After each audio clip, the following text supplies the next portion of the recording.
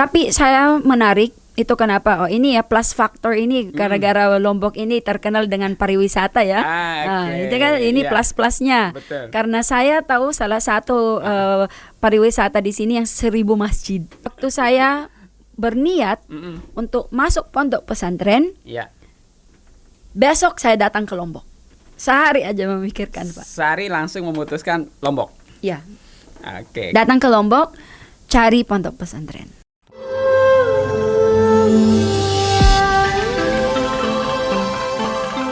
Di part pertama dengan Miss Hadijah kita sudah membahas perjalanan, the journey ini, perjalanan sampai bersyahadat.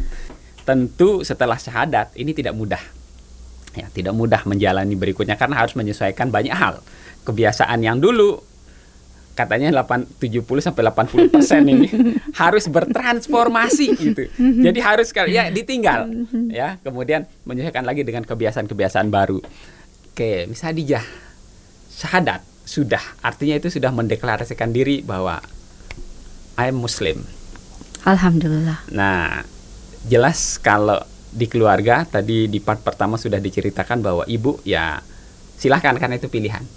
Nah, bagaimana kemudian lingkungan di Jakarta mensupport? Kalau bagi seorang mu'alaf yang sudah ya ini harus banyak memang didukung, baik moral, spiritual itu harus banyak didukung oleh sekitar gitu.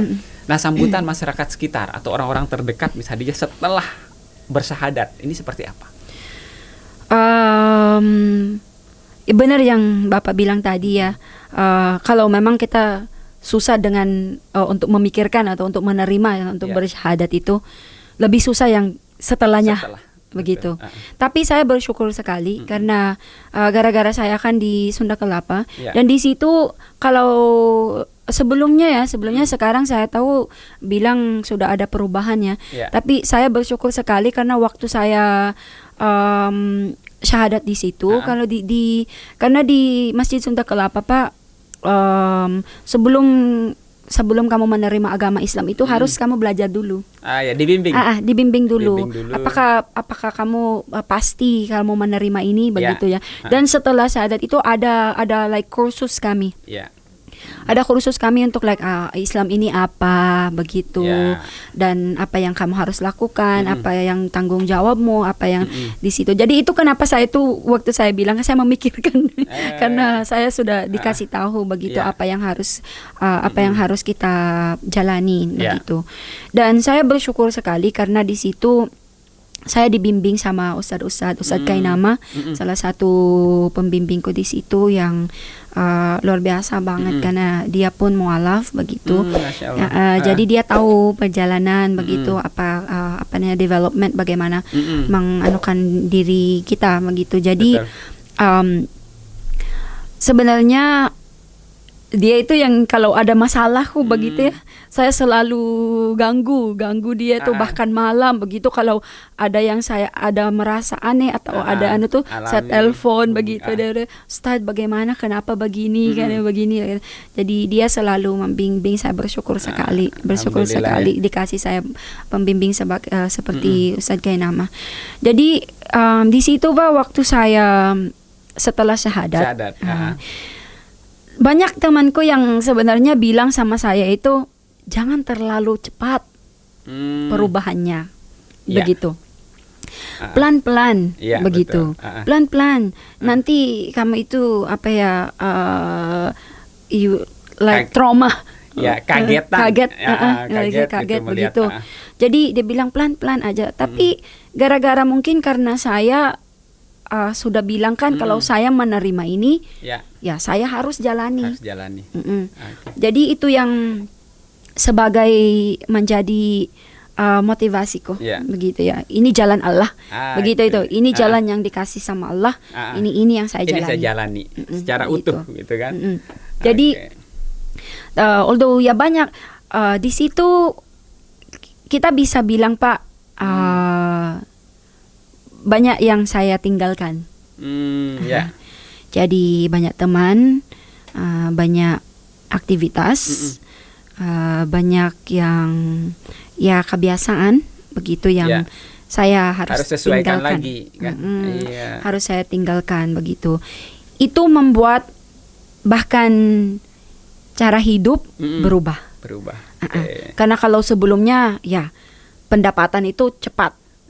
Karena saya kan di dunia let's say entertainment.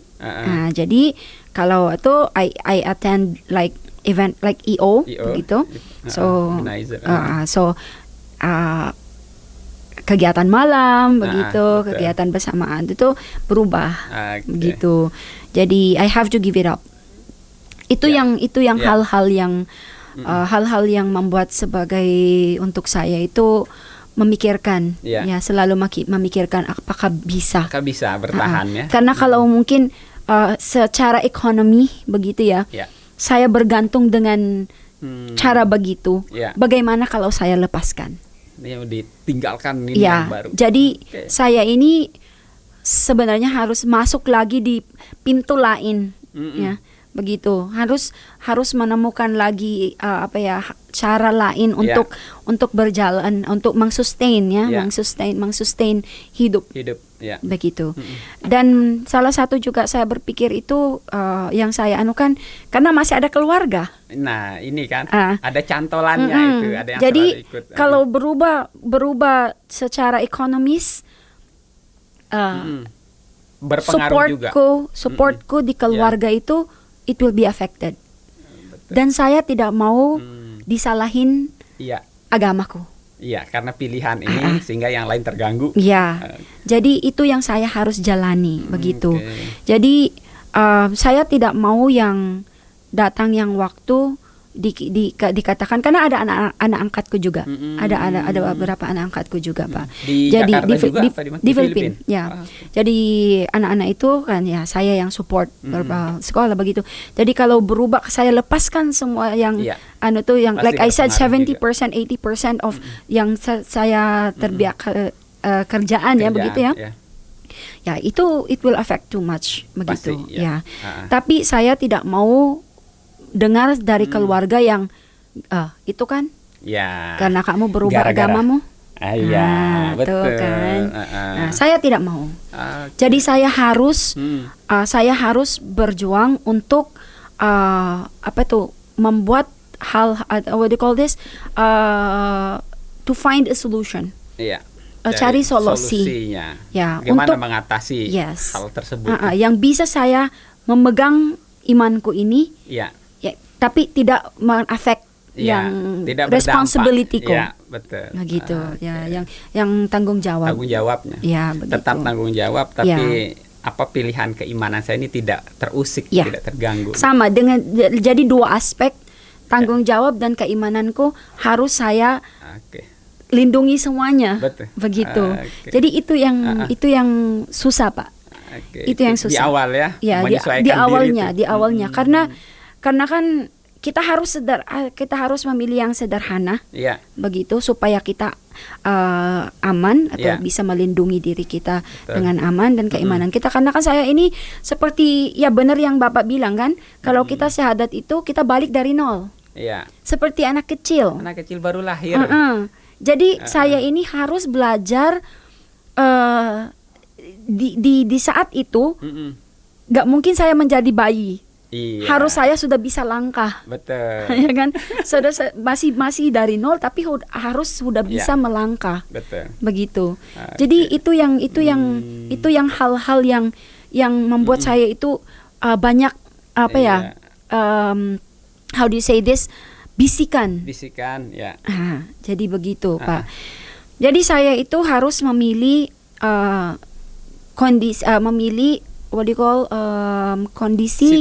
situasi yang dua-duanya harus berjalan normal, wajar, tidak ada yang terganggu. Artinya keimanan yang sudah dipilih ini ini kan proses belajar. Jadi terus belajar, kemudian sisi yang satu lain karena ada menafkahi, membiayai, ini tidak terganggu. Kemudian apa pilihannya? Itu kenapa saya sebenarnya waktu itu memutuskan dulu keluar dari itu. Iya, kalau saya bilang dunia malam lah ya. Keluar dari itu. Itu kenapa dan untuk menghilangkan bisikan-bisikan itu saya memutuskan isolate myself, isolasi diri. Iya, ya. Isolasi diri untuk bisa membuat mindset. Ya, menganukan mindset, berubah mindsetku. Iya, memiliki pola pikir baru sekarang semua. Itu yang membuat saya datang ke Lombok. Ini kisahnya. Jadi kisahnya berkecamuk ini. Jadi meninggalkan aktivitas yang rutin tadi untuk mendapatkan rezeki. Kemudian ini jadi momentum ke Lomboknya karena menenangkan diri. Mengisolasikan diri karena begini Pak, banyak pondok-pondok pesantren di seluruh Indonesia ini banyak, sebenarnya banyak. Sudah ada beberapa pondok yang saya pilihan sebelumnya itu. Tapi saya menarik itu kenapa? Ini ya plus faktor ini gara-gara Lombok ini terkenal dengan pariwisata ya. Itu kan ini plus-plusnya. Karena saya tahu salah satu pariwisata di sini yang 1000 masjid. Oke, ya. So sebagai salah satu orang asing ini itu tertarik gitu aja. Jadi saya bilang saya mau melihat semua masjid-masjid itu. Gitu. Jadi salah itu yang saya di situ yang saya mau, karena tahu Pak ya, waktu saya belum masuk Islam sudah saya mau pergi ke Lombok. Udah. Tapi nggak jadi. Nggak tahu, mungkin memang bukan itu yang ya benar. Belum waktunya berkunjung dan menetap di sini. Correct. Dan waktu saya berniat untuk masuk pondok pesantren, besok saya datang ke Lombok. Sehari aja memikirkan Pak. Sehari langsung memutuskan Lombok. Ya. Datang ke Lombok, cari pondok pesantren di sini. Tapi sebelumnya sudah ada referensi nggak? Sudah searching nggak? Misalnya. Sebenarnya ada Pak, tapi begini. Memang kita membuat rencana. Iya. Tapi rencana Allah lah yang semua menentukan. Terbaik begitu. Sebenarnya waktu saya masuk di sini di Lombok, sudah ada pondok pesantren yang menunggu saya. Tapi gara-gara mungkin karena let's say waktu saya ketahuan ternyata tempat itu jauh gitu, jauh. Jadi dibilang lihat aja pondok-pondok yang lain dulu, begitu. Diberikan kesempatan memikirkan dulu ya. Begitu. Jadi kami keliling begitu, dan waktu saya masuk di satu pondok di Bayan ya, Nurul Bayan, saya merasa nyaman banget.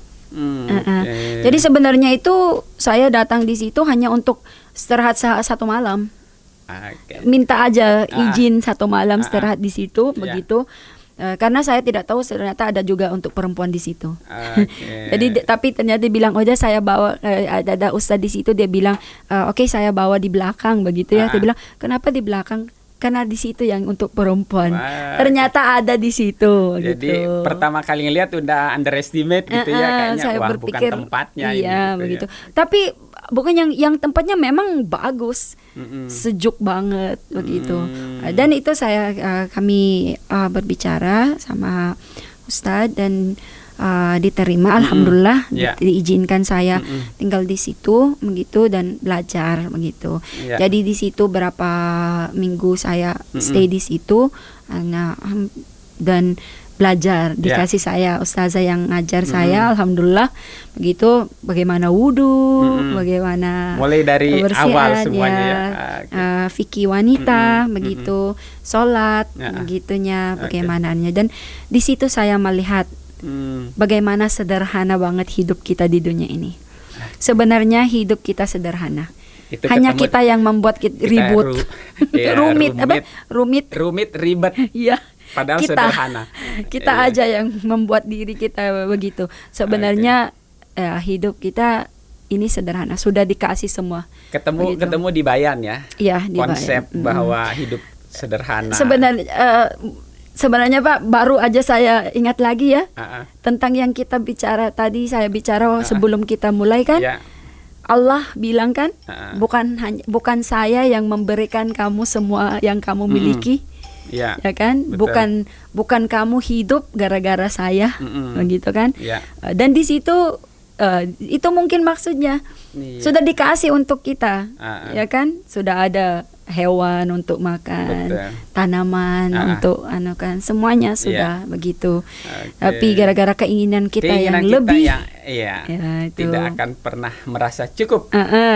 Ya, karena gara kita tidak merasa cukup, jadi kita itu menjadi rumit. Itulah tapi yang membuat rusak. Ya, tapi Allah sudah mengatakan, dibilang kan, Allah sudah mengatakan ya semuanya karena Allah. Sallallahu ta'ala. Dan itu sudah dikasih tahu untuk kita, karena nanti gak bisa kita buat alasan kita tidak tahu, karena sudah dikasih tahu. Begitu kan. Luar biasa. Jadi menemukan nih tempat di Lombok ya. Di Bayan. Kemudian berapa lama tinggal di Bayan? 2,5 minggu if I'm not mistaken. Setelah itu harus saya balik Jakarta, Pak. Oh gitu. Ya. Sebenarnya harus saya balik Jakarta karena ada pekerjaan di situ. Tapi waktu saya keluar di pondok, waktu saya mau keluar di pondok, berat sekali. Berat sekali perasaanku. Karena saya melihat waktu saya di pondok itu, saya melihat keinginan anak-anak belajar bahasa Inggris. Di pondok ya. Di pondok di situ. Saya melihat keinginan, dan saya berpikir juga, saya bilang, kalau kita dalam agama Islam ini, kita harus belajar bahasa Inggris. Harus. Karena kita ini what do you call misi ya? Misi kita, misi kita sebagai muslimah itu berdakwah. Begitu. Jadi kita berdakwah dengan siapa?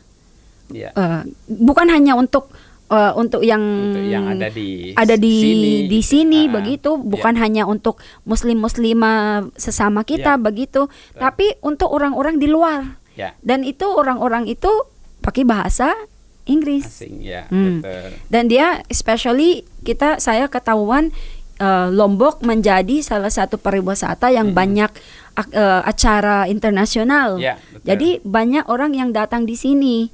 Jadi orang-orang itu pasti kultur orang-orang itu masuk di sini mempengaruhi kultur di sini yang ada di sini. Jadi kalau orang-orang di sini tidak tahu bahasa Inggris, nanti tersesat. Nanti ditarik sama ditarik sama yang sama orang-orang asing. Harusnya the other way around, harusnya imbang, kita yang harus menarik mempengaruhi. Kita yang harus untuk mereka. Jadi itu yang saya niat. Jadi niatku itu bisa mengajar orang-orang di sini untuk belajar bahasa Inggris supaya number one tidak tersesat. Tidak dibodoh-bodohi. Begitu. Karena orang-orang yang datang, kultur yang datang ini beda dengan kita. Jadi tinggal di Bayan berarti. Di sini di Mataram, sudah saya di Mataram waktu itu. Waktu saya keluar di Bayan, jadi saya membuat keputusan tinggal di Mataram ya, untuk bisa buat seperti latihan. Begitu Pak. Jadi menetap sudah di Mataram ini sudah 2 tahun berarti ya? 2 tahun lebih. Nah, kemudian sudah beraktivitas full di Mataram berarti? Alhamdulillah enggak juga full because of this, gara-gara pandemi ini kan semua kita lay low begitu. Tapi alhamdulillah saya bilang kan masih dikasih kesempatan untuk seperti ini yang bisa kita menyampaikan, bisa kita berdakwah begitu. Saya sudah bilang tadi kan, saya ini tidak membuat acara begini bukan karena saya tahu begitu, bukan karena saya mau kasih tahu saya orang pinter, atau bukan saya soleha, nggak mungkin begitu ya, tapi saya hanya untuk sharing untuk berbagi cerita, perjalanan kisah, begitu kisah begitu. Karena saya itu udah bilang berdakwah itu bukan yang karena mau kita diterima atau dipercayai, tapi hanya menyampaikan begitu Pak. Kewajiban kita menyampaikan. Insya Allah. Diterima urusan berbeda. Benar. Karena itu kan saya bilang tadi kan hidayah itu dari Allah. Dari Allah. Semuanya juga nanti akan kembali kepada Allah. Sangat luar biasa Miss Khadijah. Kemudian yang jelas betah di Mataram ya. Alhamdulillah. Nah, ini karena di yang sini penting. mungkin saya bilang bisa mengatakan saya merasa imanku lebih dilindungi. Begitu. Jadi situasi lingkungan juga sangat mendukung ya. Alhamdulillah. Nah, Alhamdulillah. ini Memang betul. saya kan sudah bilang Pak, kita tidak bisa melihat orang dengan ilmunya, dengan posisinya begitu, dengan apa yang dia apa yang dimiliki begitu betul. ya. Tapi apa isi hatinya Iya. begitu, dan apa yang dia lakukan begitu. Iya. Jadi Betul. tidak semuanya, nggak ada yang sempurna. Iya. Ya Pak, nggak ada yang sempurna. Tapi saya hanya ini sebagai orang yang mau belajar, begitu. Udah yang saya bilang, saya pengen banget begitu meng-share apa yang saya pelajari, perjalanan, gitu ya. Perjalanan, karena saya sudah bilang kan, kalau membaca saya pelan-pelan, masih pelan-pelan begitu. Ya, untuk menghafal sedikit, masih sedikit begitu. Tapi alhamdulillah Pak, ada cara Allah untuk membuat saya itu mengerti. Ya, mengerti. Dengan itu saya bilang tadi, itu kisah-kisah yang saya temui begitu, dan itu membuat saya itu memberikan makna yang luar dalam, biasa banget begitu ya, yang membuat pengalamanku dalam begitu. Oke, ini perlu kita share ini. Ada cara tersendiri yang ditemukan Miss Khadijah untuk mendalami Islam. Kalau kita mungkin ya karena ada ya, kita yang udah lahir secara Islam, kan itu udah tahu sejak kecil, udah diceritakan dongeng segala macam gitu. Tapi Miss Khadijah ini sangat luar biasa. Dia lebih mendalami Islam itu dari kisah atau perjalanan. Misalnya sebuah ayat, apa yang melatar belakangi ayat itu turun, itu betul-betul didalami. Kemudian tafsirnya, Miss Khadijah juga belajar tafsir ini. Sangat luar biasa ini. Karena ketertarikan Miss Khadijah untuk belajar dari runut kisah. Tapi betul, dari kisah itu kita bisa mengambil hikmah, mengambil cerita. Nah, inilah mungkin Miss Khadijah yang menjadikan kalau memang cara belajar seperti itu ya. Jadi itu cara-cara baru memang tidak bisa untuk semua orang. Itu yang saya bilang Pak, kan kita kan beda-beda cara kita ya untuk bagaimana kita bisa belajar begitu. Tapi mungkin kalau saya itu sebagai anak kecil. Ya, jadi kalau kita tahu kan anak kecil, bagaimana kita bisa ajarin anak kecil kan, dengan kisah-kisah kan, cerita dan kisah begitu. Jadi saya anggap diriku sebagai anak kecil Pak. Jadi kalau saya baca satu ayat begitu, jadi saya itu ayat itu maksudnya apa ya, begitu. Ayatnya itu maksudnya apa. Jadi saya cariin tafsirnya. Jadi kalau saya sudah tahu tafsirnya, maknanya apa. Tafsirnya itu maknanya apa begitu. Jadi kenapa, bagaimana bisa ditulis ayat ini begitu. Jadi pasti ada kisahnya. Pasti ada kisahnya. Karena dengan hadis-hadis begitu. Pendukungnya. Jadi saya lihat hadisnya, dan di situ saya melihat, oh ternyata itu kisahnya begitu. Dan di situ di situ saya mengambil makna untuk bisa mengaplikasikan dalam bentuk perbuatan sehari-hari. Itu. Oke, ini caranya. Sangat luar biasa Miss Khadijah share terkait dengan perjalanan, kemudian pasca. Ini tentu kita sebagai umat muslim berdoa semoga tetap istiqomah, insyaallah, terus semangat. Dan tentunya dampak berikutnya adalah yang kita harapkan ini dari perjalanan ini, siapa tahu ada yang terinspirasi, yang belum, ya kalau kita bahas belum mendapatkan hidayah Allah, mungkin dalam proses kan. Nah, siapa tahu proses-proses nanti salah satunya ada ketemunya dengan Miss Khadijah. Insyaallah. Insyaallah kalau memang saya kan selalu berdoa. Saya selalu berdoa kepada Allah. Saya sebagai how do you say this? Make me an instrument. Bagaimana bahasa Indonesianya?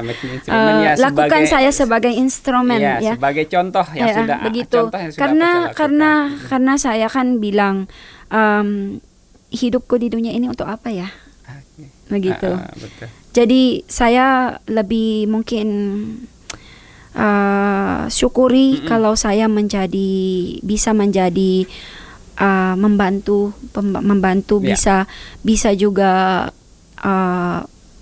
membuat orang-orang yang mungkin sama dengan saya ada kesusahan menghafal, ada kesusahan untuk mengerti begitu ya. Belajar. Tapi dengan cara yang sederhana begitu bisa kita saling memahami begitu. Karena number one itu yang bisa kita aplikasikan, Pak. Iya, betul. Bersyukur, beruntung sekali orang-orang yang lahir dalam agama Islam ya. Bersyukur sekali karena kalian sudah diajar begitu huruf, begitu baca dari TK. Dari kecil. Masya Allah, luar biasa banget kalau saya lihat itu anak TK itu udah hafal 5 juz, 30 juz, 10 juz begitu.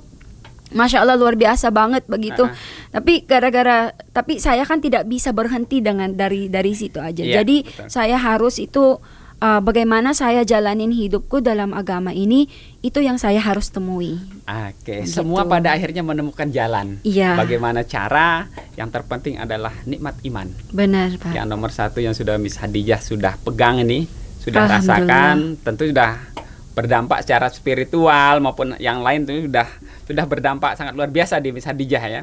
Berikutnya Miss Hadijah mungkin nanti kesempatan berikutnya mungkin nanti ya kalau saya mungkin berharap ada harapan nih untuk Miss Hadijah. Insya Allah. Bagaimana mensiarkan atau mendakwahkan atau memberi informasi kepada orang-orang lain dengan cara-cara Miss Hadijah tersendiri.